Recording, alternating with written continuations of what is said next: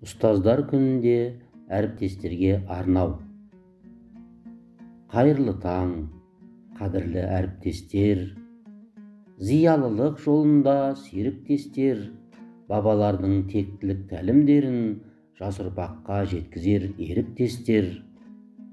Даласында торғайдың мектеп ашқан, Ыбырайдың ғибраты жыр мен дастан, төс белгісін атаның тағарларым, жарқыраңдар жұлдыздай өнер жастан.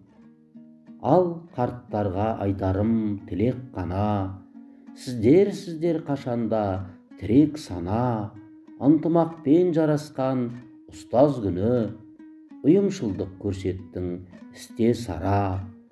Барлық бала бақытты сіздер барда, болашаққа жасалған істер арда. Қазан айдың бірінде қазан толы, ұстаздардан ұрпаққа ырыс барда. Төл мереке қарсаңы қарымды екен, қатар жүрген сауықпен сабақ мекен.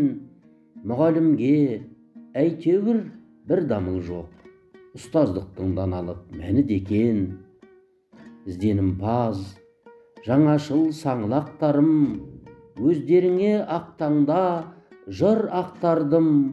Халық болып қуанар ұстаз күні, қуанышқа жазылсын парақтарым. Әр ұстазға үкімет пәтер берсін, дәл жанынан мектептің қатар өрсін. Еңбек еткен 15 жыл мұғалімдер, мемлекеттен жайқалған көлік мінсін. Абыройы ұстаздың асқақ тұрсын, мәртебесін ақпарат қақсап тұрсын. Орден, медаль еңбектің көрсеткіші, жыл соңында мұндалап жарсап тұрсын.